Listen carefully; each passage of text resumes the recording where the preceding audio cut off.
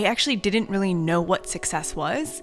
I just knew society's definition of success, which is sort of the more, better, faster, get ahead, make great money and have a great lifestyle and get the house and have the kids and get married and that whole checkbox sort of life. But that led to this breakdown moment and this panic attack where I realized like, whoa, this definition of success is actually not serving me. That's Amber Ray, author, blogger, and creative person. On this episode of The Ground Up Show, we talk about success, specifically the stock version of success that we are usually sold and why it's complete bullshit. We also talk about what stops people from starting, as well as what prevents people from finishing their creative pursuits. It's a very good podcast, and I am excited to share it with you. Before we get to it, if you want to support the show, there's a couple ways that you can help. Leave a review on iTunes. It takes just a couple moments, and it helps out a lot. Thank you to everybody who's done it so far. You can also share an episode with a friend. Create an Instagram DM. I love seeing you guys sharing your screenshots of the episode you're listening to, as well as some of the value you're getting out of it. Please continue to do that. Continue to share your thoughts with me. I love hearing where you're getting the most value from on this show. All right, let's get to the podcast. This is Amber Ray. You're listening to The Ground Up Show, a podcast that inspires creatives to make meaningful content and pursue their passions. My name's Matt Diavella, and I'm a filmmaker best known for the Netflix documentary Minimalism. And I'm sitting down with creators to talk about their process, the lessons they've learned, and how to make an impact.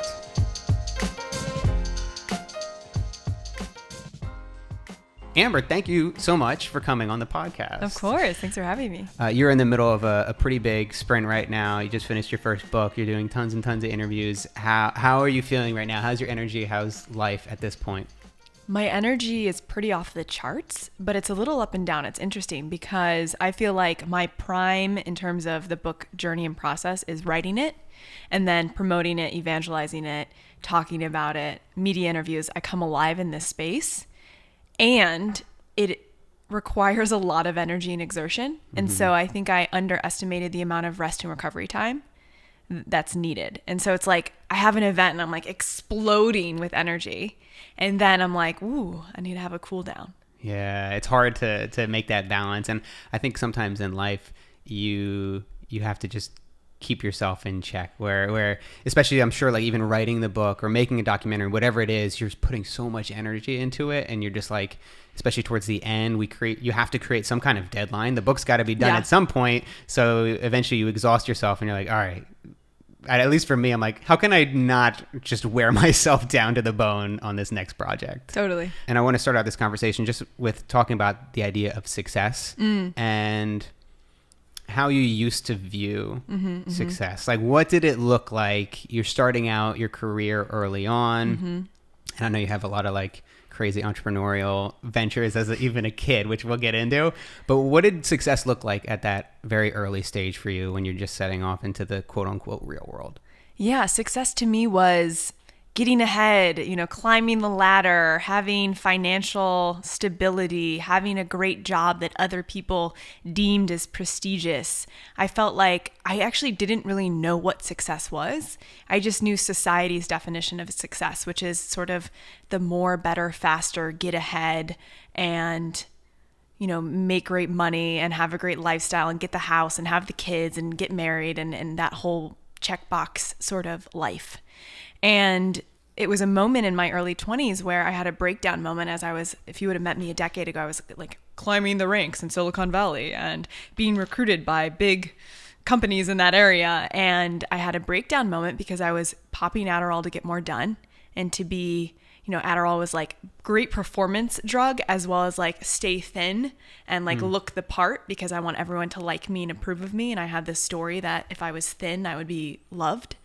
And, I was really being driven by all these notions of, I think, what it looks like to be successful. And also as a woman in tech, which was a male-dominated industry, I had this desire to prove myself. And so I was hustling for approval and making these moves to really show like, hey, look at me, I'm successful. But that led to this breakdown moment and this panic attack where I realized like, whoa, this definition of success is actually not serving me, and why am I being driven in these ways, and what might success actually look like, or what might it actually feel like? Like, what does success feel like? I think we so attach it to outcomes rather than the process of getting there and how we want to feel in the process. And the reason we have goals is because we ultimately want to feel a certain way. And so that's when I began to really peel back the layers of the definitions I was telling myself to, create a new one. We're in such a success-driven culture where it seems like achievement and material success and getting the things to prove to other people and also to prove to ourselves that we are something, that we've done something, that we're here for a reason. And that doesn't go away even in a non-traditional world, right? So even in a world where we maybe are pursuing our own blogs, our own books, or we're on our own entrepreneurial path, those same ideas of success are still at play. So how do you drop it? Like, how do you shed away these past ideas to put ourselves on the right course? Yeah, for me, it was a shift from getting ahead to coming alive. And so getting ahead was competitive, coming alive was collaborative. Getting ahead was success by all means, no matter what, get to the end goal.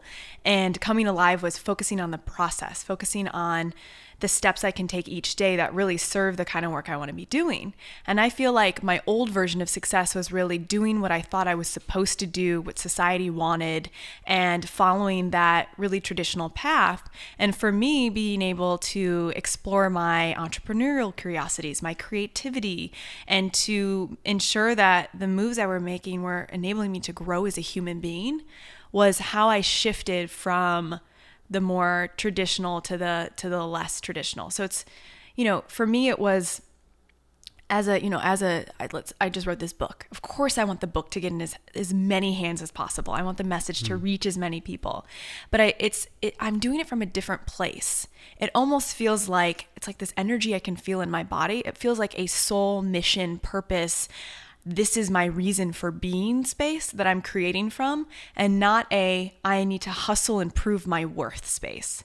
So when I think my old definition of success was really productivity as self-worth. And now it's productivity as self-expression. I feel like it also opens you up in a way where just looking at the way you are promoting and talking about the book, you can sell a book and it can still come from a place that is kind and giving and has these kind of new ideas of success in terms of our old versions of them, which is inspiring because a lot of people, a lot of artists have trouble selling themselves and pitching themselves. And in a lot of ways, in a lot of cases, we see it every day. People are doing it really poorly and they're maybe copying others, formulas, and it's just not working for them. Like, how do you... I guess where does that place start in terms of actually putting something out in the world, selling it, making money for it, but having it come from a place where it's not, just driven to make that success or just sell that extra book? Yeah. So first, actually, something sprung in my mind that I want to talk about, which is Tara Sophia Moore. She talked about this concept that I read on 99U, I think 5 or 6 years ago. And she talked about the 3 parts of any creator. There's the inner artist, the inner editor, and the inner agent. And the reason we self-sabotage our projects or they don't go how we would like them to go is oftentimes because we're bringing the wrong part of ourselves to the table. So the inner artist is that sensitive creator who needs space to create free flow, inspiration, ideas. And the editor is the part of us that thinks, okay, now who is this for? And how do I edit what the artist has created such that it reaches the intended audience? And then the agent is, okay, how are we going to sell this? How are we going to promote this in a way that represents and embodies the core values of the project and what this whole idea stands for? And so oftentimes, and I talk to a lot of creatives who do, they're an artist and they struggle to bring out that agent in them, or they're so in agent mode that they've lost touch with the artist. And it's so important to, like, if we're going to an important meeting, it's time to be the agent. If we're getting messy in the creative process and creating the outline for the project, or just beginning to feel into where we want it to go, that's where the artist is. If we're in editing, obviously we want the editor. And so it's knowing who's showing up at what stage of the creative process and which role is really playing the lead. do we trick ourselves into believing that we are just a certain type of person? We are a right brain, we are a left brain, we are creative or we're not creative. It seems like we actually can be all of those things at the same time. Yeah, and that's something that people say, well, don't you think I should just be the artist and never be the agent? And I mean, a lot of industries actually do work that way, where it's like talent, agent, and then you have the editor. I have a literary agent and I have an editor.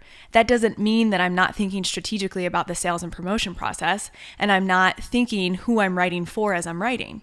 And so, of course, there's going to be a place where I think we're stronger. We might be stronger at pitching and promoting other people. We may be stronger at the artistic process. Though I think there's always room to learn and grow and to expand those parts of ourselves so that the projects and the things that we spend our energy and time on, we can really bring forth. And I think something also important to remember is that if you're working on a creative project, you probably don't want 3 artists. You probably want someone who is a dominant artist, someone who's a dominant editor, and someone who's a dominant agent. And that will support in making a balanced project. Right, where you look at a lot of people who will enter into small startups or whatever, any kind of collaborative project where you have 2 or 3 people that do the same exact thing. And it's like, all right, I get it. It's your sibling or whatever. It's a close friend. But if you're really trying to get the most out of it, a lot of times it helps to have people with varying skills. That way, if maybe I'm not as good as communicating how to promote a show and how to get guests on the show, that's somebody who I can hire to bring on. Is that something you think about when you're bringing on collaborations? And oh, totally. Yeah. It's, what value am I bringing? What value can they bring? And making sure that value combines and fits together. Even in the beginning of the book, you're talking about how the book itself almost was not created. What is it that stops people from starting? For me, it was, am I good enough? Am I ready? Does my voice matter? Who the hell am I to write a book? And, I had all these critical inner voices that were telling me that the book was not mine to write.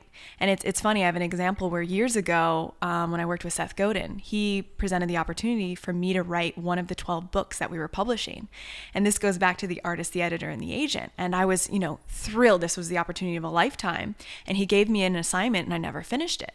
And I never finished it because I showed up to get feedback from him as the artist. And so all the feedback he gave me, I took personally and made mean that my writing wasn't good enough, I wasn't good enough, and I couldn't do it. Rather than being the agent in that meeting where it's like, okay, this is valuable. Or actually the editor, this is valuable. Here's how I can improve the work. And so for me, the book almost didn't get written because I had all these stories about who I was and what my capabilities were. It's kind of funny because sometimes we look back. You can look back at that experience, or you can look back at old stuff that you've created, and it's so easy to critique it. It's so easy to see flaws in it, or to see, oh, well, okay, I could have done this better. Or if you were to see the feedback somebody had given you at that time, you're like, oh, maybe they were right. But is it just our ego just takes control in those moments where we're so close to this art that it's hard to hear any kind of feedback that might change our minds? Yeah, I think it's when we're in the artist mode, particularly, it's where we're so sensitive. And so it is the ego flares up, or our sensitivity flares up, and we take what we hear as personal versus as feedback is just another person's point of view that they're sharing with us. Sometimes it might improve the work. Sometimes it's just coming through their perspective and it's actually not relevant to the work. And so it's how do we discern between the feedback that improves the project and the feedback that actually just isn't resonant for us? And how do you do that? Is that just comes down to the gut where you're you just have to maybe take a step back, maybe be mindful that your ego might be in play? What are some of the ways in which you take feedback in across the board, whether it's a YouTube comment or coming from your parents? Yeah, I feel like I need to be in the space for it. And so I've so far with my fiance, I'm always like, if you're going to give me feedback, or we call it feed forward, if you're going to give me feed forward, just tell me you're going to do it so I'm prepared. Because sometimes it's I think you need to change this and this isn't working. It's it's a little shocking. Right. But if it's hey, can I give you some feedback on this? I feel like then I can adjust and prepare myself emotionally. It's just a 1-second shift. Sure. Which always doesn't happen. But for me, feedback, I really think about who's giving it to me and the point of view that they're offering. So when I gave someone I really respect an early copy of the book, they actually told me to take all the swear words out.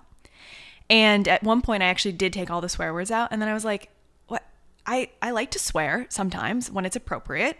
And I think swear words are, when used appropriately, really make a point. And so I then decided to put it back in. And I knew where they were coming from was, mass appeal, you will offend some people. And then I had to think about who I was really writing for. And the person I was really writing for, this is my editor playing, the person I was really writing for appreciated the occasional swear word. Mm-hmm. And so, that's, I feel like a high level example of always like, okay, why are they giving this feedback? What's the perspective it's coming from? Does that align and resonate for me? And then making the ultimate choice. Right. There is an element too that there is so much noise. There's so many books written. There's so many videos on YouTube that if you continue to do what everybody's done in the past, there's no way you're going to be able to set your voice apart from other people. And that's actually one a thing that I've done as well in a lot of my YouTube videos, where I will like openly curse. Like I think I forget what it was. Like I've just done a couple videos on like minimalism, and minimalist YouTubers are generically kind of vanilla and like it's very boring in general. I want to say I know a bunch of them that are amazing people, but a lot of times it's like there's just no extra edge to it. Mm-hmm. So I didn't know if it was a conscious decision or me just being like, I just want to be myself in these videos, where I just started cursing. And then there's people that make comments like, this would be a lot better without all the GDs, without all the goddams. And I'm like, I guess I do say goddamn a lot, but that's me. Totally. And I love what you say right there, which it's being you. And that's the most important thing. I remember when some copies of the book got out to people on like NetGalley, where they got a free copy to give a review. And these are people that probably aren't part of my target demo. And there were a few like really harsh reviews. And I reached out to a friend because I was feeling really sore from the rejection sensation of reading their review. And I love what she said. She said, some people love the color pink or they hate the color pink. But that doesn't mean anything is wrong with the color pink. Imagine if pink wanted to be a faded version of itself. And I think that's the challenge when we try to make something for everyone, is that it becomes a faded version of itself because it's trying to please too many people. And really the task is, how do we put more of ourselves into our work such that it almost has a polarizing effect where people either fucking love it or they're like, meh, not for me. Or like, actually, I'm really offended by this because of this, which it's great because if we don't offend anyone, we're not really creating for anyone. That's amazing. How do we find ourselves? I mean, that's a big question, right? But it's something that I talk a lot about on this podcast because it's not such a straightforward answer. And I think a lot of it involves time. And I think that's where wisdom comes in, where we can learn about ourselves over time. But of course, we know a lot of people that are older and might be stuck in their ways or unwilling to change. Mm-hmm. How do we find ourselves and find our voice? Yeah, great question. For me, it started with questions and knowing the questions that I was asking. So when I did have that breakdown moment I mentioned earlier in my early 20s, that's when I started to ask myself the big questions. Who am I? Why am I here? How can I express my gifts? What are my gifts? I had no idea. And so I'm a big believer in living for the question and creating the space to experience the answers. So for me, I asked, who am I? And I did a series of experiments, both like internal and external, in order to explore that question. And so, the internal was every day I would wake up and journal and I would ask, how am I feeling? Where am I feeling pulled? What are my gifts? And it was a journey of doing some of this inner work while also making this move to New York, putting myself out there, trying on different ideas, throwing a bunch of ideas and creative projects against the wall to see what would stick. It was both, this journey of taking action both internally and then again externally. A lot of experimenting, not exactly like lab science experiments where you're like, I'm going to try this and then this and then this, but it's like being willing to adjust when things aren't working and also knowing when to keep going when something doesn't feel like it is working, which I think is probably the hardest part. Actually, that wasn't a Domino Project book, but The Dip from Seth Godin, one of those books that's like just allows you to see that, yes, there's always excitement in the beginning of a project, but then there's always that drudgery that you're going to have to get through inevitably. Yeah. And do you quit or do you stick? Which is always the question. And, for me, I felt like my life was this living laboratory of sorts where I was a guinea pig, but I wasn't like measuring the data of every single thing. I was more like, how does this feel? Does this feel right? Does this feel aligned? Do I see myself doing this for the next 5 years? Am I learning and growing still? And there were a lot of times where I did this art project called The World We Want. And at first I just wanted to create public art in my neighborhood of Dumbo. And when I did the project, people from around the world wanted to create it in their neighborhoods. And so the project ended up spreading to 20 countries. And then I felt this sense of obligation and guilt, like I was supposed to carry it on. And I had to keep moving with the project, even though it wasn't like a financial motivating project. It was just a passion project. But when do we keep projects going and when do we pause and let it take on a life of its own? It's always a big question. Right. Yeah. And it's not like we could give anybody the answer to that question. It's like, these are things that we all have to figure out on our own time.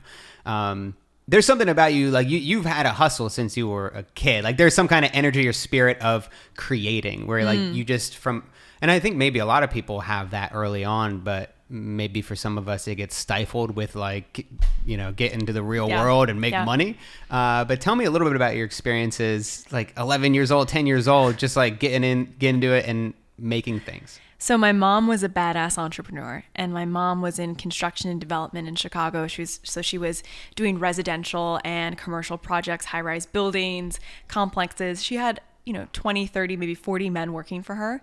And I just admired and respected her so much. And when I was 5 years old, she sat me down and she's like, here's how we make money. And she like bought me this calculator book where I could begin to think about how I wanted to earn money. And so I started a candy business in my neighborhood, went to Sam's Club, would buy candy in bulk, figure out the cost per item, and then resell it. And I remember at one point I made a lottery system where if you bought for $1, you could get a ticket. And at the end of the week, one person would win like the big package of candy, which was like $3 of candy. And I would make like $70 on the $3 winning of candy until parents got mad that I was sort of stealing their kids' money. Right. You're like, she just created like a casino. So, I was just this adventurous kid. And then when candy was done, I moved to carpet samples.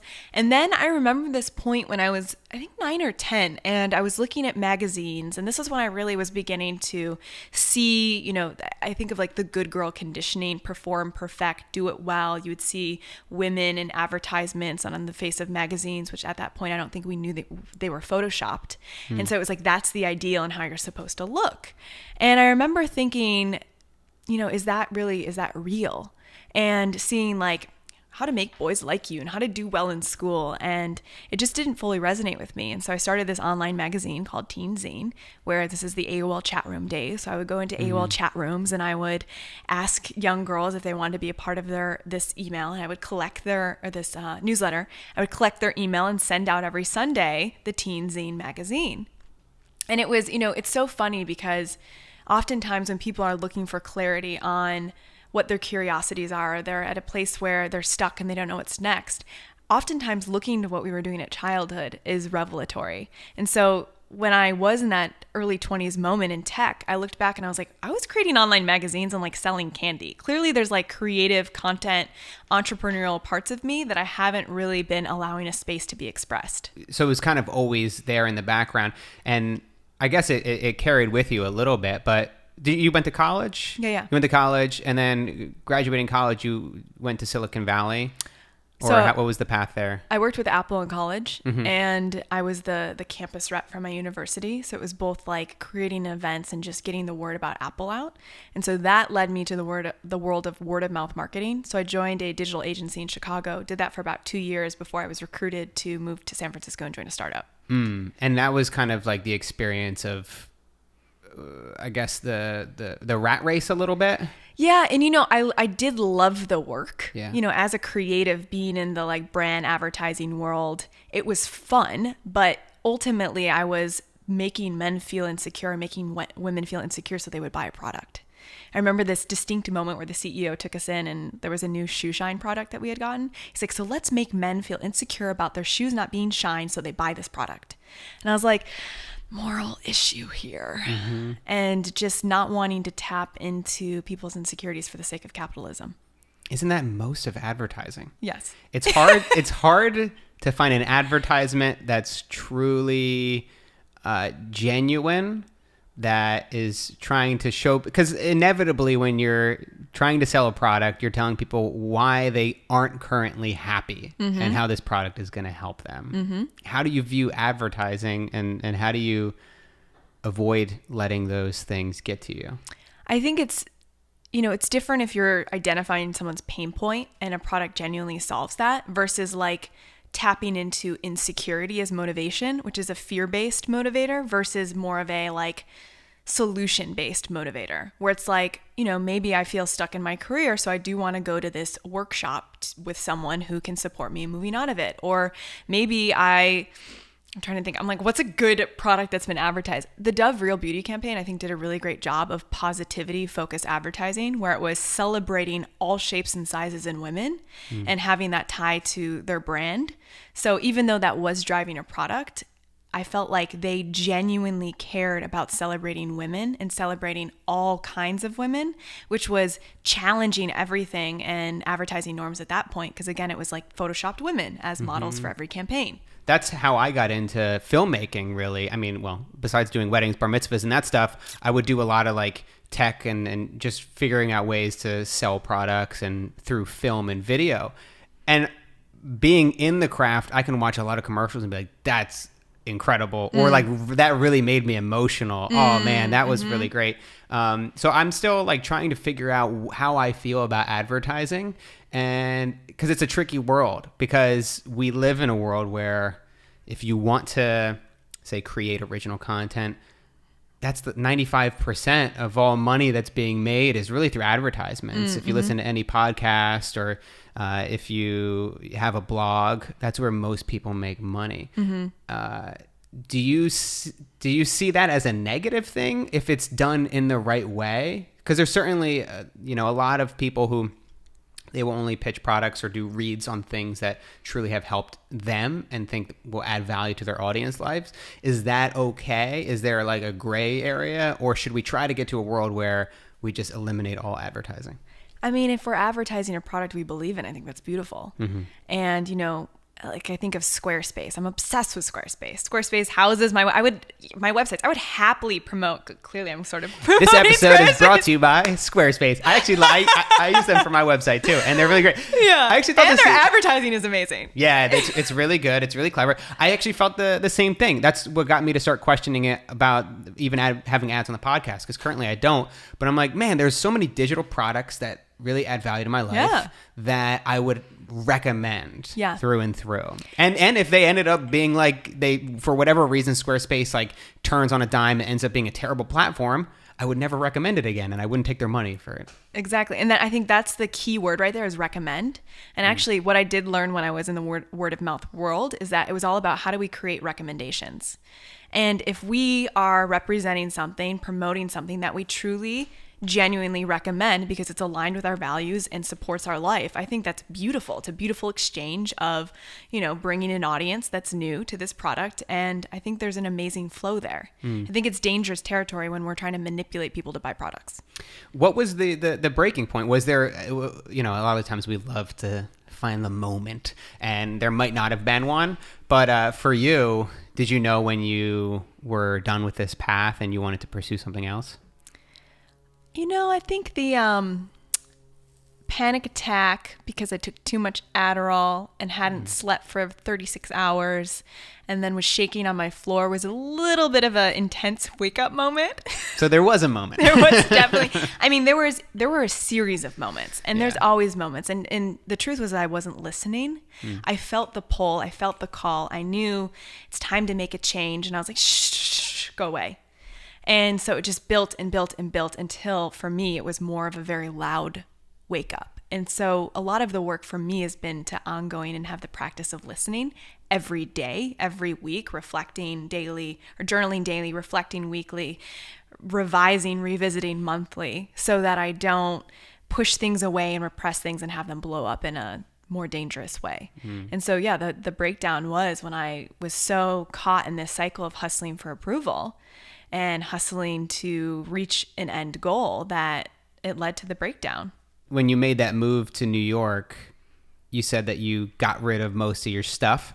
What, a little bit of a minimalist inside of you? Like, what was that decision? Why'd you decide to like give up the material stuff at that moment to kind of start from scratch? I felt like I needed a huge, massive, drastic change. And it's funny, Colin Wright was a friend and an inspiration. I remember him at one point saying that like everything is almost like a prison, like it was chaining me down.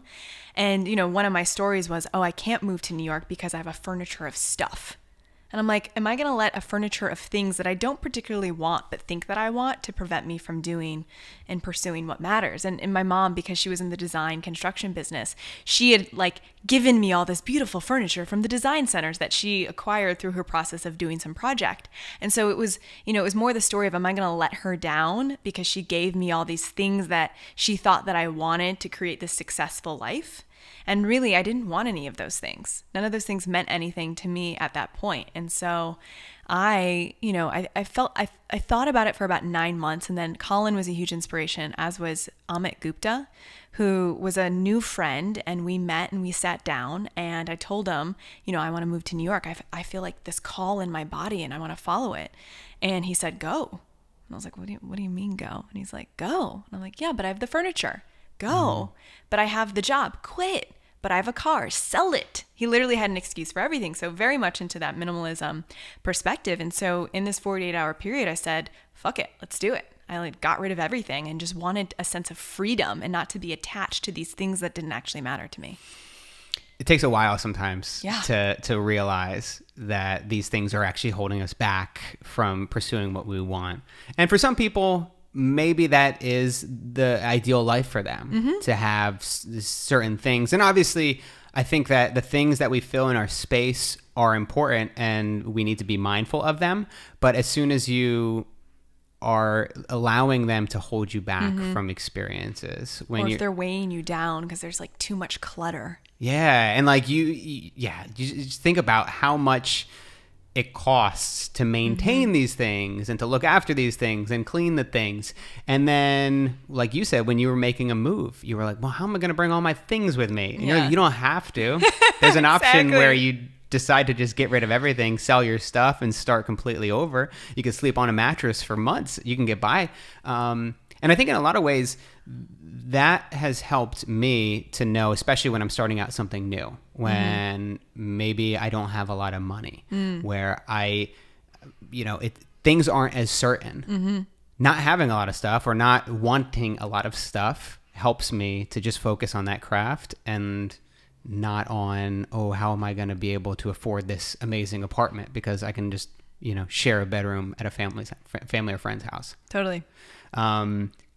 So you go to New York. What's the kind of progression there? I mean, that must have been at least a struggle in the beginning, right? Like one of the early versions of this podcast, at least the title of it, was going to be How to Make It in New York. Because I lived in Brooklyn for a while. I lived in Hoboken. Making it in New York is so challenging. Rent's high. It's too damn high.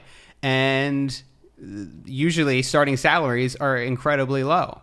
So how do you start to make a dent when there's all this competition and you're trying to figure out your place in the world? So for me, it was challenging and not challenging. And this was complete luck. I had started a blog prior to moving. And this blog I started as an outlet for myself, really to express my feelings, what I was thinking about, these big questions I was asking. I was really documenting the journey of finding myself. And in doing so, I accidentally built a following of people saying, oh, I feel this way too. Or I totally understand where you're coming from. Or, wow, these are great questions that I can now ask myself, which was totally unexpected. And so when I made the leap from New York to San Francisco, I wrote a post right before I got on the plane. And when I landed in New York, that post had gone viral. And so Amit and like a few people who were influential in tech in San Francisco decided to share it. And this is when Tumblr was a thing. So I had a Tumblr blog and everyone like re-tumbled it or whatever it was called. And so I land in New York and I have like dozens of emails, including like CEOs of companies who want to hire me, which I was like, did you read the post where I said I'm not interested basically in getting hired? Right. And it was, so interesting because, and then I had this TV production company that wanted to create a reality television show about the journey. It was like all these opportunities were popping, which was actually more the challenge. Because here I was trying to create space in my life. And all of a sudden, all this noise came in. And I was like, well, maybe I should get that job. Maybe I should like create a TV show around this and immediately start documenting my life, even though I don't even know what the hell I'm doing yet. And, it brought about all these shoulds. And so the challenge for me was more reflecting and discerning on what opportunities were actually worth exploring. And, I didn't have any savings when I made the leap. I think I remember one point I had negative $3 living in New York. And then I called up my friend Amit and I was like, hey, can I be the East Coast sidekick for your company? Because he had this amazing photography company called Photo Jojo. And so they were mostly West Coast based. And so I was just literally putting myself out there and hustling around any idea that felt remotely meaningful and interesting. And so he ended up connecting me to all these tech brands. So I had a meeting with Squarespace and I went in there and sold a very large ad deal in about 5 minutes and made a cut of that. So it was negative $3 to a significant amount of cash that I can survive for 2 more months in New York. And it was this constant ebb and flow. And then on the side, I had all these different projects that I was testing. And, at this time I was actually working late at night a lot. And so I tweeted, what if there was a co-working group at night? And this guy, Alan, and I were like, yeah, let's start New York Night Owls. So we started this late night co-working group, which ended up in 3 months spreading to 20 countries and being on the front page of the New York Times, which was so random and unexpected because the New York Times is like, why are these people working from 9 p.m. till 3 a.m.? It was an interesting story that I didn't even realize was being created. So it was this blend of not having money, just making money, having ideas be successful and not knowing how to translate those. But that really all culminated to me getting the gig with Seth Godin. And I want to talk about that. The one thing that I do want to mention, just because I think it's important, is you have this moment, right? You get off the plane, your post is viral, things are going crazy, and you get all these opportunities.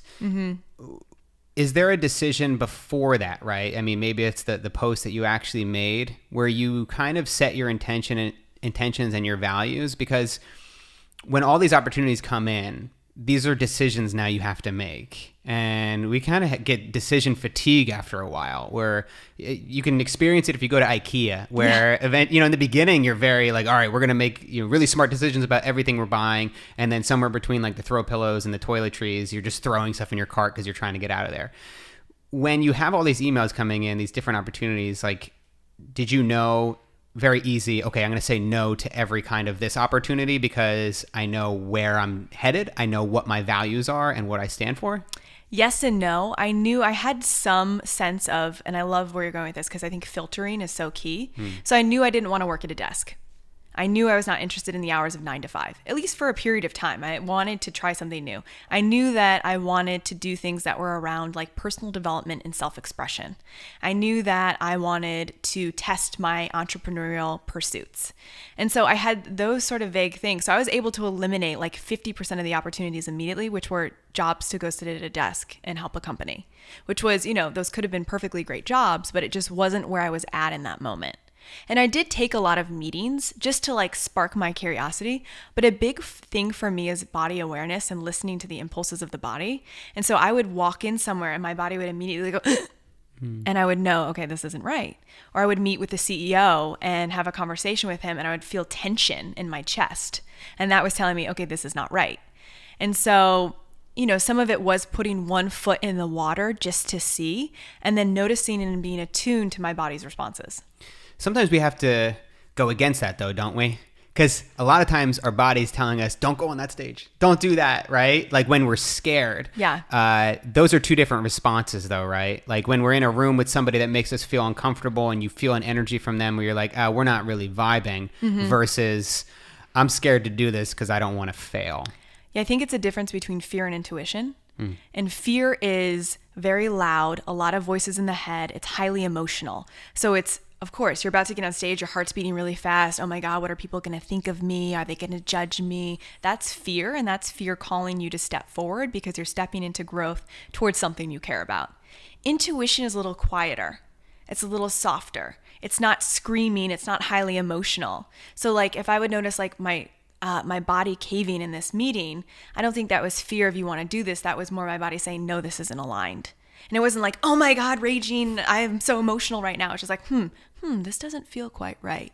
It was a little softer, a little quieter. And we have to be very observant, and it's sometimes challenging to actually listen to ourselves. Like, as we spoke about, there's a lot of noise. There's a lot of different distractions out there. There's people telling us we should be doing this.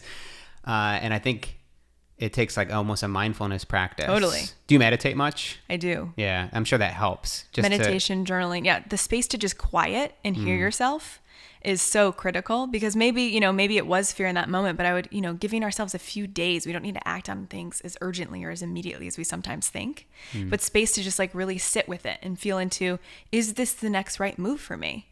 Yeah, and I think a lot of times we don't, especially if we're living with significant others or if we have roommates, we very rarely find that space, or even on our phones. Like you work all day, you're constantly talking with other people, you're always around other people, then you come home from work and you put on the TV or you lift up your phone and you're scrolling through social media, and like, where does it end? Where do you actually ask yourself these difficult questions? How do you listen to yourself and know what you want out of life if you don't actually take the space and the time to do it? Totally. Yeah, I think that's all about just setting a daily practice. It's got to be daily. Yeah. It's got to be every day. And having that intentionality, because, scrolling through social media, TV, that can become a mild form of numbing and addiction to things that just take us away from ourselves. Seth Godin, that's a big opportunity. How did that come about? Seth put out a call on his blog that he wanted apprentices because he was going to reimagine publishing. And I remember about 14 people forwarded it to me and were like, you must apply for this. I was like, okay, clearly people are feeling this. And it was the first time, because it was about 9 months after I moved to New York, and it was the first time I thought, this is something that really means a lot to me, because I've always been interested in books and spreading ideas, particularly ideas that actually matter. Because I feel like, the world of branding and advertising and all that was really about spreading ideas, but in the pages of a book can be an idea that changed someone's life. And I knew Seth, I loved his blog. I loved his writing. I loved how he was able to take something and make it so tangible in the form of a book. And so I filled out the application. It was like a 14-hour process. Sent the application in, and thousands of people applied, and then I got an email that I was one of 21 to come and spend the day with him for 2 days to basically do like a Seth style boot camp of, are you right for this team? Mm-hmm. And I remember there was this moment where he's like, what are you afraid of? And I was like, this moment. That's so good. Or just like, I was, like he didn't yell, but he'd be like, how do you relate to fear? And it was, all of these like boot camp style exercises. And I remember leaving thinking, there's no way in hell that I'm going to make it to this team. Like, I did not feel like I performed well. I was like anxious. I was feeling all the feelings. And then I got an email that I was one of 7 picked to be part of the Domino Project. And then when we arrived, he's like, okay, what do you want your role and title to be? He asked all of us. And it became very clear we each had a very different skill set. And so I ended up becoming the chief evangelist, which my role was to figure out how do we spread the idea as far and wide as possible, which is really taking from my background in marketing. It's kind of an open-ended role. Yes. Where it's like you can do anything, but it's also something that's measurable in a very scary way. Yeah. Where it's clear if something's not working, right? Totally. It's are we selling books or not? It was like the core metric. And then what are all the things, all the KPIs to get there, it was challenging to define, because some things, building awareness, like how do we know if, it's a worthwhile tactic or not? So there's a lot of experimentation. Things seemed to work out with that project. It seemed to do pretty well, didn't it? Every book became a bestseller, so... That's crazy. I mean, the influence of Seth was definitely helpful. Right. That's actually one thing that I've recommended to other filmmakers and people just starting out is like, if you have put in the time in your craft, if you're very good, just like what I did with minimalism, like I've been doing filmmaking my entire life. Mm-hmm. And then I joined up with Josh and Ryan to make this film. They had an audience. We had something that was there, people that wanted this film. So I used my skills. They brought their talents, their skills, their writing, as well as their audience. And then we were able to create something together and deliver it to them. And that's something that I think a lot of people are missing, where people think like, oh, I got to build an audience. I got to do all this. It's like, no, there's other ways to make an impact and use your talents to reach people. Totally. Tap into already existing audiences. Mm-hmm. I mean, I think of when I was working with Seth, that's when I had the opportunity to contribute to Fast Company. And so every article of mine got one of them got 2 million views. I didn't have that big of an audience, but I could put my work into a platform that did. And that's a way of growing your message and putting the ideas out there. What did you learn if you kind of step back from the Domino Project specifically? Were there any lessons in there that stuck with you? Make more mistakes and don't take the mistakes personally. I feel like it was a big one. I feel like I went into that project so afraid of failing and so afraid of what I made failure mean, which was that I was a failure. My self-worth was very tied to the outcomes that I did or did not create. And so I felt like that experience really brought a lot of that story that wasn't serving me to the surface.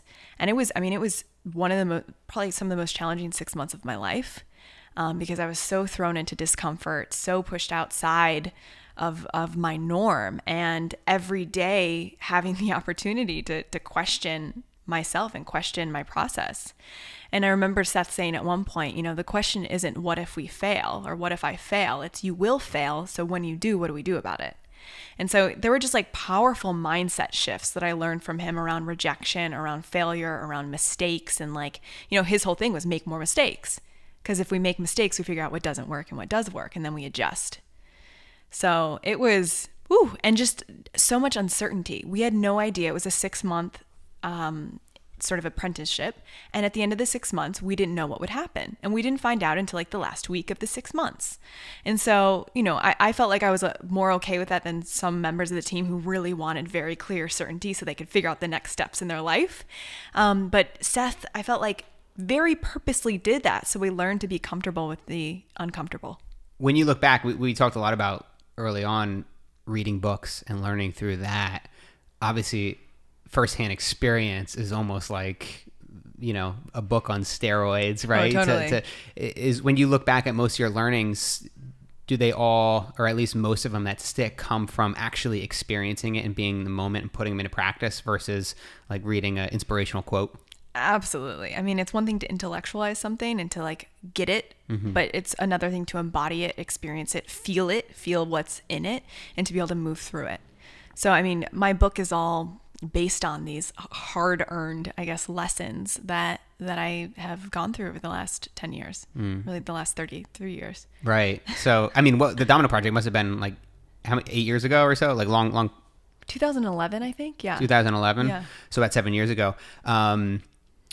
Let's cover that 7 years real quick. We'll just do it in like one sentence. So no, in one sentence, you kind of stumbled into coaching, and you did, you held retreats all around the world. Like there's been a lot of inspirational stuff that you've done. And I think probably continuing to find your calling and find your voice as it's evolved. So yeah, what were some of the learning lessons over those years? In one word, it would be experiment, adjust, experiment, adjust. That was my path. So coaching happened super organically. I wasn't like, I want to be a coach for people, because I was blogging, sharing my process, sharing everything I was doing with Seth. All of a sudden I started getting hundreds and hundreds of emails from people of, hey, I saw you made this leap. Can you help me too?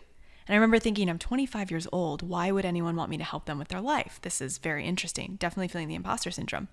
And so I figured, let's start an experiment. I literally called it the passion experiment, and worked with people for 4 weeks, charged a sum of money, and saw what sort of changes we could make. And the changes were pretty pivotal, like started a consulting business and landed 2 clients, got a 15% raise, wrote the thing I always wanted to write but was afraid to write.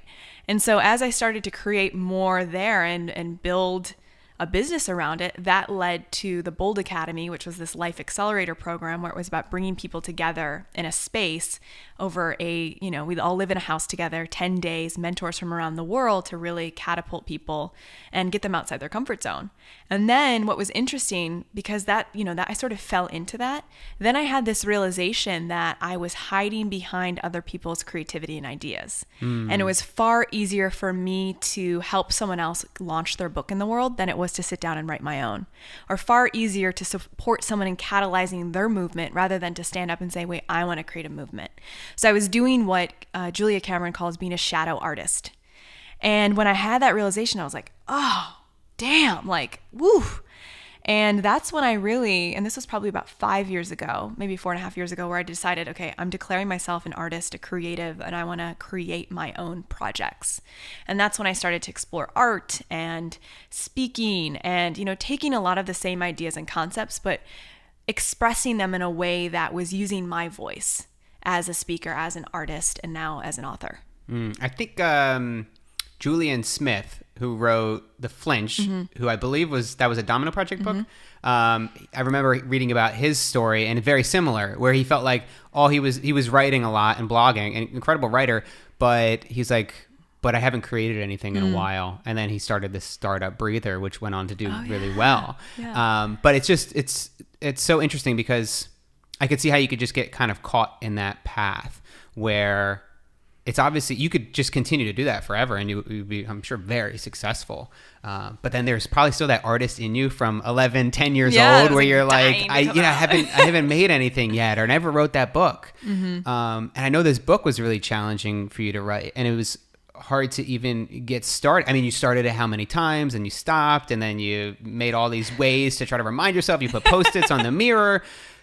It's like, and that, I'm just so like fascinated by like what it takes to actually create that art and to finish that project that you keep trying to start and you can't make it stick. What did you learn? Is there any, like, tell me the secret recipe. The secret recipe, oh boy. Yeah, how did you make it happen? How did you actually finish the book? So I went to a workshop with Elizabeth Gilbert, and when I went to that workshop, I remember thinking, oh, I hope Liz tells me all of her secret formulas as well. Right. And someone in the audience asked, like, Liz, how do you do all the things that you do? And Liz said, she told a story about when she was a struggling writer and not really putting her work out into the world. And she went to this wise older woman and was complaining a bit about not doing the writing she wants to do. And the wise older woman stopped her and she said, listen, Liz, you're going to have to say no to some things to claim the life that you say that you want. And Liz was like, yes, I should say no to things that I think I should do, things I don't really want to do.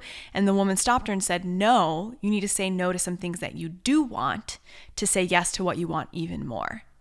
And that moment, I had this aha moment, because it wasn't so much that I, didn't want to do the book. Of course, there was that good kind of fear, the like paralyzing, almost what I refer to as toxic worry in the book, which was like, am I good enough? Can I do this? Does my voice matter? Which is just all indicating of how much this project means to me. But I was like kind of starting a podcast and working on a journal project and doing art installations around the world and getting on stages. And I was doing like 17 different things and wasn't getting the sort of depth that I wanted. And so I went home and I made 2 lists. I said, I want this. And there were like 17 things there. And then I want this even more. And the one thing that I wanted more than all the other things was my book in bookstores. And I feel like in that moment, for me, it was just full commitment. Like, I'm going all in, no matter what, no matter how uncomfortable it is, knowing that I'm going to feel anxious and fearful and afraid, and it's going to not, like, I'm going to be outside my comfort zone and I'm going to want to give up. And that's all okay, because again, that's indicating to me how much I care. And I just committed that I would show up every day and do a little bit of writing. And I gave myself a deadline, which was really important. I said, in 3 weeks, I want to have the very first version of this proposal. And then I want to send it out to the literary agents that I have relationships with, or my friends have published books with, since I'd helped so many friends publish books at that point. And I'm going to just see and not attach so much to the damn outcome, not hold on to it or make it mean that I'm good or bad or worthy or not worthy, but I'm just going to show up and do a little bit every day.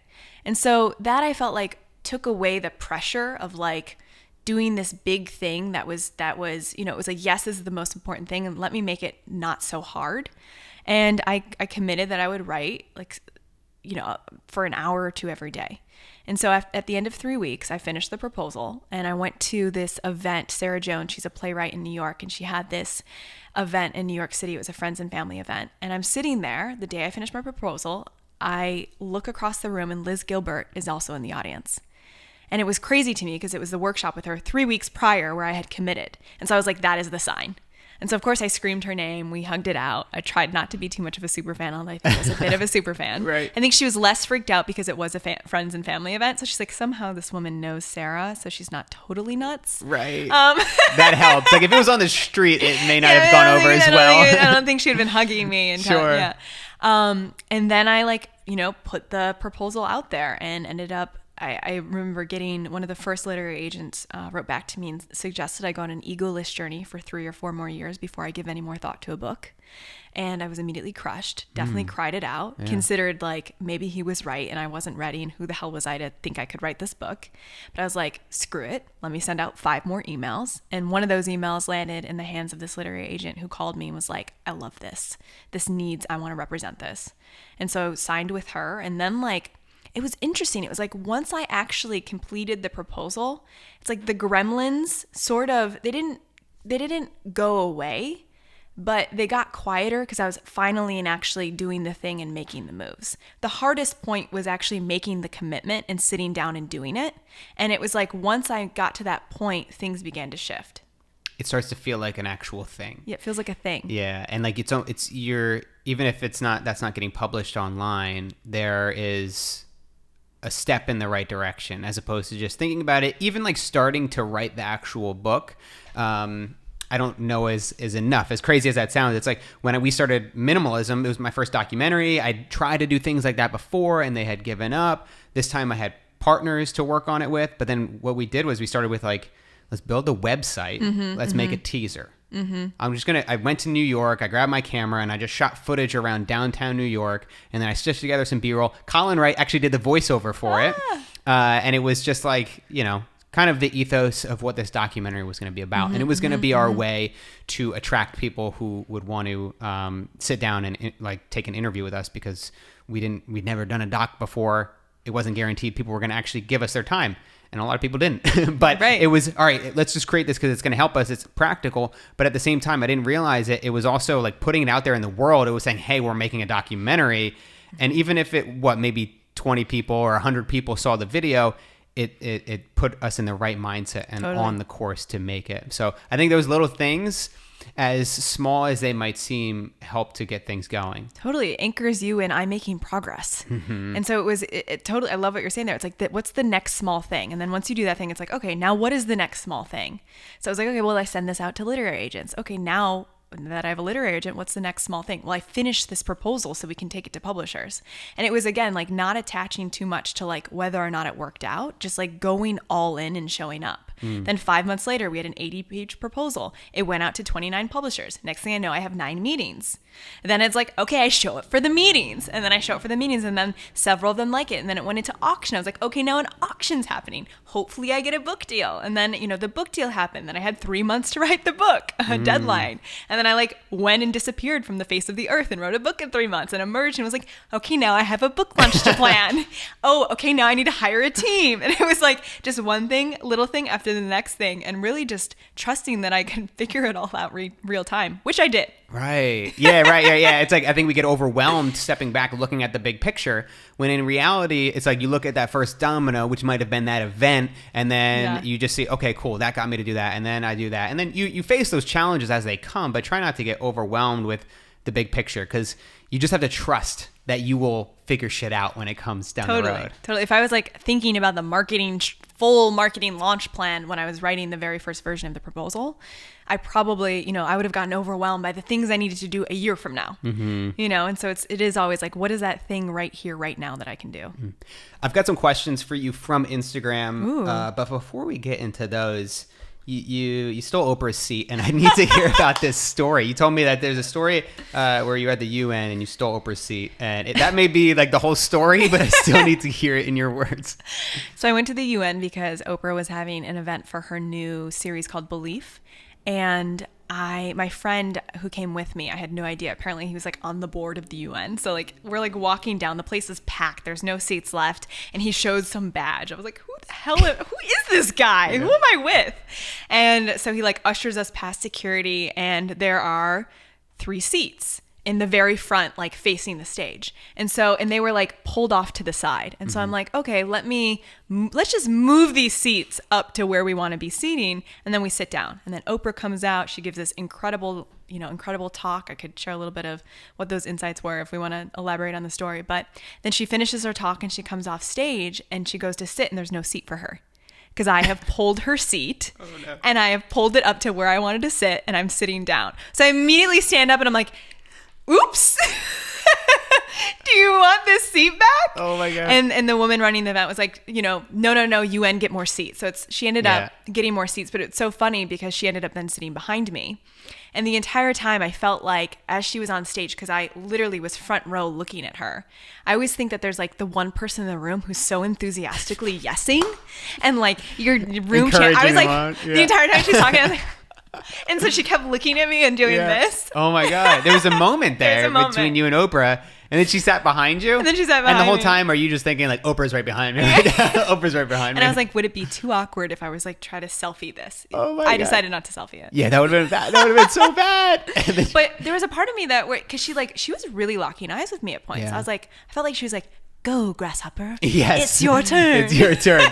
What, I guess real quick, because anytime I can fit some Oprah wisdom into a show is a good thing. So what was her takeaways from that talk? One that I really loved is she said that after 35,000 interviews, whether it was Beyonce or someone who murdered their children, the question they would all ask her after the interview ended was that okay? And so she made the point to say, like, we all just want to know that we're doing okay. And it doesn't matter the amount of success, fame, or accolades that we've created, or if we've like literally, killed our children. Like, it's the human need to feel like we matter. And making the point that we all matter regardless of what we do or do not do, or, where we're at in our lives, but that we all want to feel like we belong and that we're okay. That's great. I love it. Let's do some Instagram questions. Ooh. I need a jingle. You need a jingle? I need a jingle. Like a little music, a music jingle. I wanted to start, I'm going to try to do this in the future, but where I just actually do live phone calls where I have people give me their phone number on Instagram and then just call them in the moment. But I love that idea. Yeah, I'm going to eventually do that. But it's so risky because then, I don't know, people will probably not pick up their phone, but we'll see. Anyway, for now, I have a question here from Jessica. This one's tailored perfectly for you. One of my dreams has always been to write a book. I have some time this summer. I am currently in high school. Okay. And I would love to get started on something small before writing something bigger like a book. Do you have any suggestions on how to get started? I remember Ryan Holiday, I read somewhere that he said, don't write a word of your book until you have the structure figured out. And I would say ignore that advice. You might think, I need to figure out what this book is about. I need to have what the beginning, middle, and end are. I need to have it all planned out before I begin writing. But I would actually encourage you to begin writing and to start with the stories. So what is the story you want to tell? Who are the characters of your story? What are your characters like? The character could be you and people in your lives. I don't know if you're writing fiction or nonfiction, but I would really focus on building out the elements of whatever book you want to write. Again, those stories, and of those stories that you tell, what is the insight or the takeaway you want to be for the reader? And of those characters, what are they like? What do they feel like? How do you want people to relate to them? And to begin to build out those elements. And then I would say, set a deadline and to set a writing goal. So it sounds like you have summer. I know that I had 3 months to write a book, and that was 55,000 words. So that was basically broken down to 611 words a day.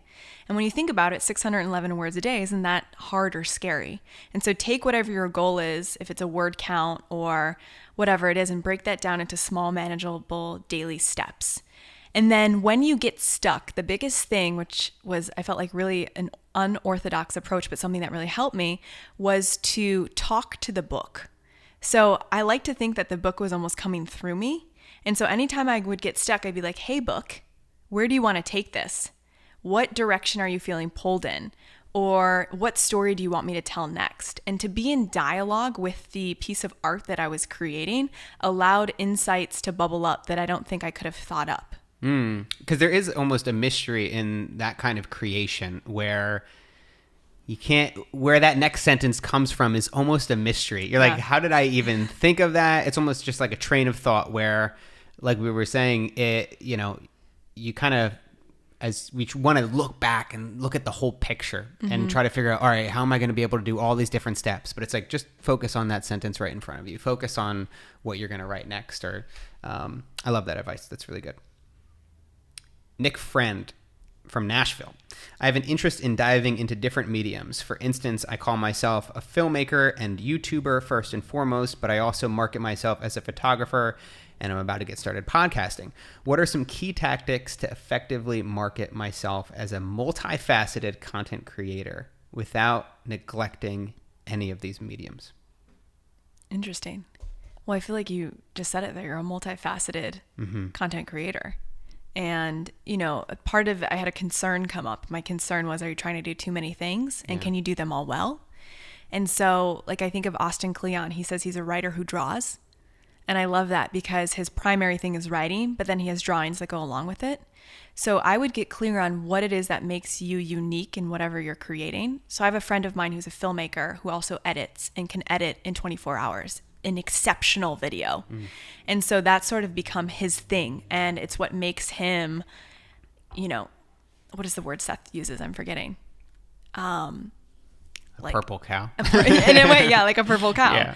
And so, for you, if you are doing all these different things across these different mediums, A, can you effectively do all of that really well? And B, what is it that makes you you and has you stand out? And I think a lot of times these skills will complement each other. And if you look at just what I'm doing here, I'm a filmmaker first, not a podcaster. And I kind of infuse that. I'm like, all right, well, let me just do what I do best, which is filmmaking. And then how can I break that down? So a lot of the content that I push out, 90% of it comes from the podcast. So I'll even do short excerpt videos on YouTube. I'm going to pull out some brilliant piece of wisdom that you shared on this episode, and then I'm going to discuss it further in a YouTube short format video. And there's different ways that you can take a pillar, like one kind of content, and then that's West Hollywood for you. That I swear to God, it happens more often than not where I'm doing a video and there's somebody beeping right outside the window. But anyway, so it's it's actually try to get as simple as you can. What's one thing I can do that includes all of these different skills? Yeah. But also if he's trying to make money as a freelancer, it may be a little bit different. Where I remember when I was a filmmaker, I had a different website and a different branding for my wedding films than I did for my corporate and tech videos, because a corporate or tech client doesn't want to see your wedding videos, and it's really just going to reduce your rate, and they're not going to see you as professional. So I think you do have to be mindful, and maybe it is about having these different kind of channels that showcase your work. But of course, don't be mindful that you may be doing too much, right? Like there could be an element where you have to say no to some things that you enjoy doing so you can say yes to the things that you're really passionate about. And we got a couple more questions. What's going on? I don't know. That's all right. Rhonda from Texas. I'm an aspiring writer and I work a regular full-time job. I'm struggling with the motivation to write because I can't seem to focus when I get home from work in the evenings. How do you recommend I overcome this? Start in the morning. Yeah. It's that simple. Even if you have to wake up a little bit earlier, it might be difficult for the first week, but your body will adjust. I always think of my energy flow, and when I have the most energy is when I want to do the highest impact activities of the day. So for me, the writing is the highest impact. So I know I want to wake up and write because that's when I have the most aliveness and energy to do it. And back when I was, working with other clients, doing other things, that would always fuel the work that I would go into. And so I found that when I did the work I loved first, I would actually have more energy at the end of the day because I wasn't thinking in my head, again, I didn't do the thing I wanted. So prioritize what you want to do first. And I also like to remember that everything is a bit of a negotiation. So maybe you can convince your job that you work from home one day a week. I wonder how you might be able to, in the full-time work that you're doing, also be able to meet your own needs a little bit there too. Do you have a morning routine or a nighttime routine? Both, yeah. Yeah. What does it look like? Yeah, please. So I wake up and I meditate. I love guided meditation. So I'm using, what is it called? Something timer. Insight timer. I'll have to tell you after. I forgot. I just remember what the app looks like. And it's a guided visualization. I'll start 10 minutes like a wake up meditation. I then grab my journal and I do stream of consciousness writing, 3 pages. Then from there, I open my planner and I map out what my day is, what my schedule is. I write it all in addition to what's on Google Calendar, just because I'm such a pen and paper person. And then, coffee, tea, that sort of thing.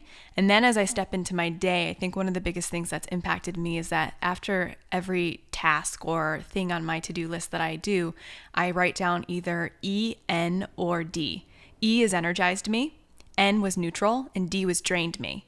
And then I indicate why it energized me, why it was neutral, or why it drained me. And that helps me every day adjust toward doing less of what drains me and doing more of what energizes me.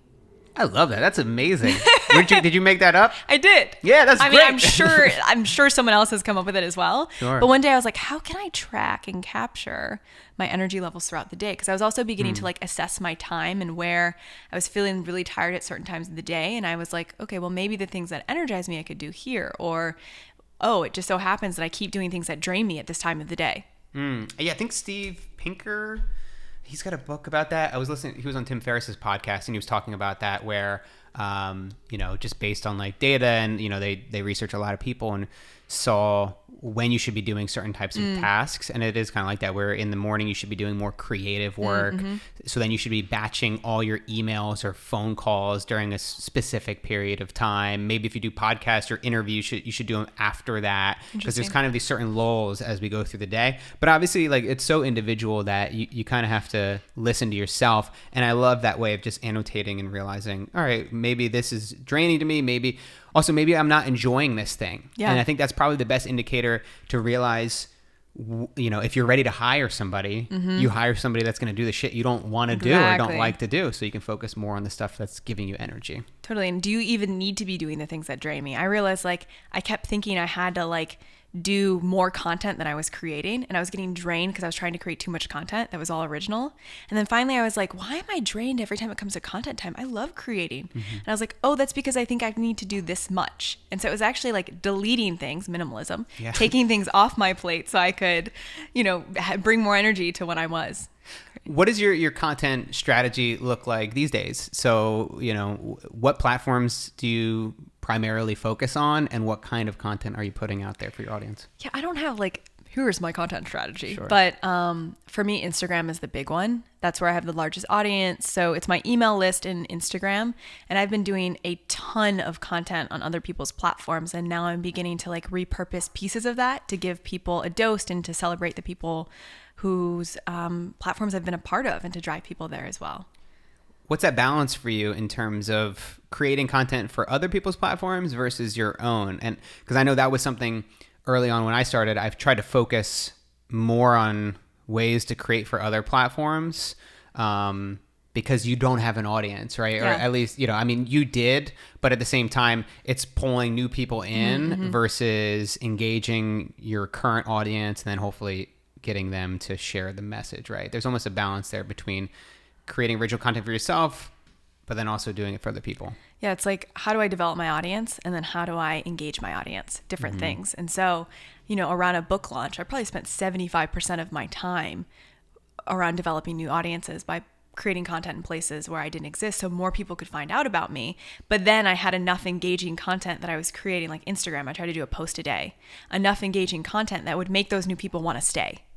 And so it's always a balance. And I think it depends, like, once I'm out of the major push mode, I'll continue to want to have interviews and content in other places to drive more people. But I think it's going to be more about engaging and serving the people that I have. It's always a dance. I think 50-50 is pretty healthy. Yeah. And I know that this is kind of technical, logistical. It's not the most important things, but I think it's certainly helpful and interesting for people to understand what it takes. So obviously you're doing a lot of interviews. I think you said you did 100 interviews in one day. Was that? No. It was like 23. 23 interviews in a day. Yeah, it doesn't matter. At that point, it doesn't matter. It's over 20. It's all the same.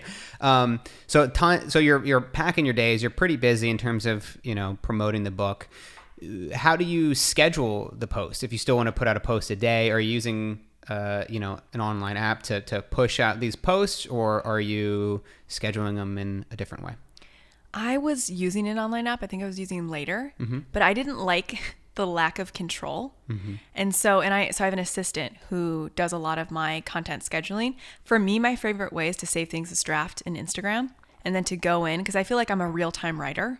Like today I highlighted some piece of content and in 2 minutes I like wrote the piece that went along with it, but it was like very real time. So it's, I don't know if it's the most sustainable approach, to be honest.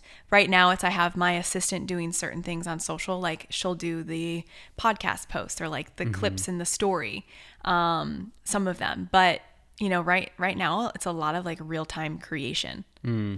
Yeah, that's. I find that that's tough because it's easy to let it slip. At least for me. I batch content. So I'll create all the content, usually like a week in advance. I'll create a week's worth of content, and then I store it all in drafts in Instagram. Oh, okay. So I think that's actually, that separates it a little bit, where you just take that day to have all the photos ready for the week, and then maybe it's the writing and the editing and kind of putting it out there. And sometimes maybe if you're not feeling inspired, we could just do a couple emojis and post the photo. Yeah. And it's some of it is all like the main idea I want to say is here. But I find that if I'm in like art mode, because like each piece I like to think of as a piece of art, is a different part of me than like reflection writing mode.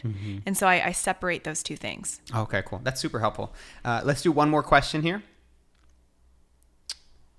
Manuel Lopez Vasquez, how do you know when you have an idea worth creating?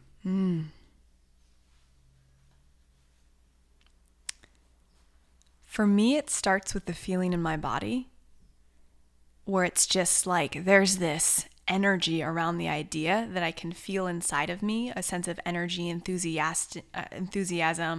It's like it just really excites me, but also scares me a little bit. And so it's this blend of like, oh, I want that so bad, and I'm afraid. And so I feel like, that for me is just what is directing me toward what matters. And then, a piece of it is also like, does it land for other people? And so, when I came up with the idea for this book and I knew like, that's it, I also went to people and started hosting different focus groups or just having conversations with people one-on-one to be like, so here's the idea I'm thinking about.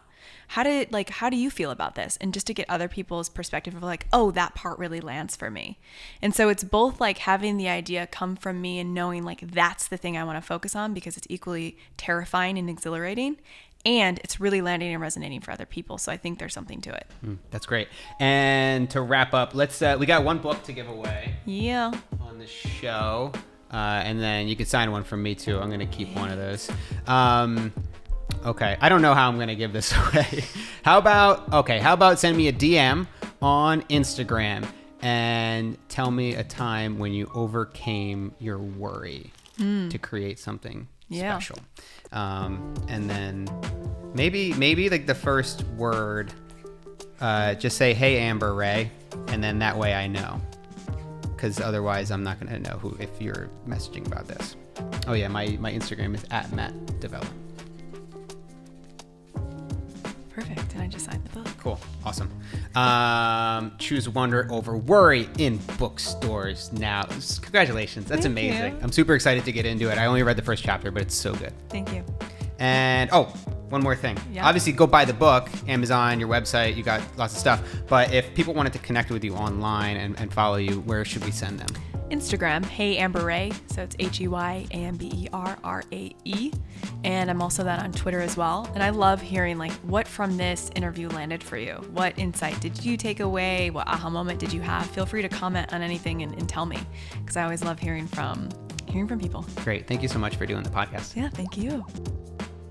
And that's the podcast. Thank you guys so much for listening and for watching.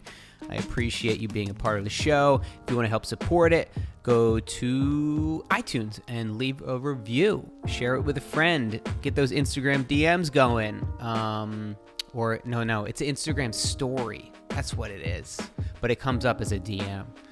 I screwed up. I should redo the intro. I'm not going to.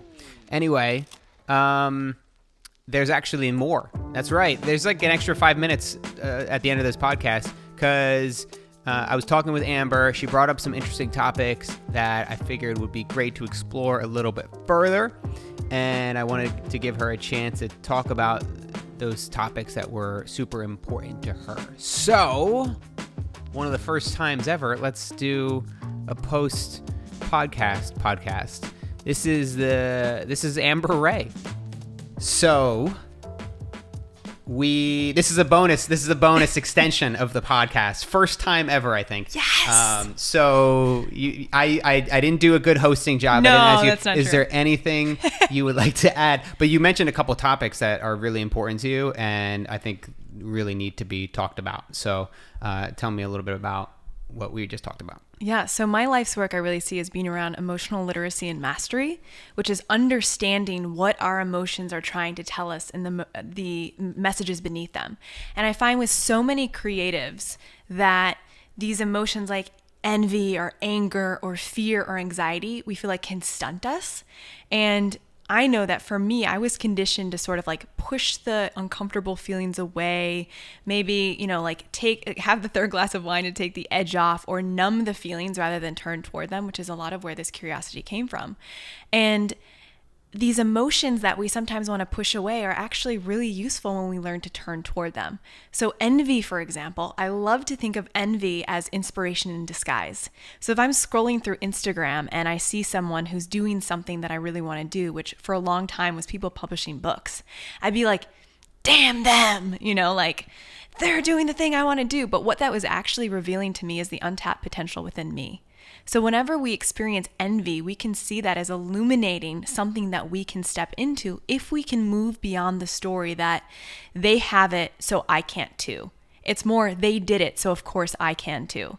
And so I remember at one point in my career actually even creating in my exploration journey, an envy map where I put all the people who I felt envious of or secretly inspired by all on a sheet of paper and explained why I was envious. So it was like Austin Kleon because of, Steal Like an Artist and the way he brought his books to life. And it was Elizabeth Gilbert for her memoir style, rich writing. And each person had something a little bit different that I felt envious of. And when it came to my own work, I was able to take all of those elements, it was just me seeing myself in them, take all of those elements and apply it to the creative work that I was doing.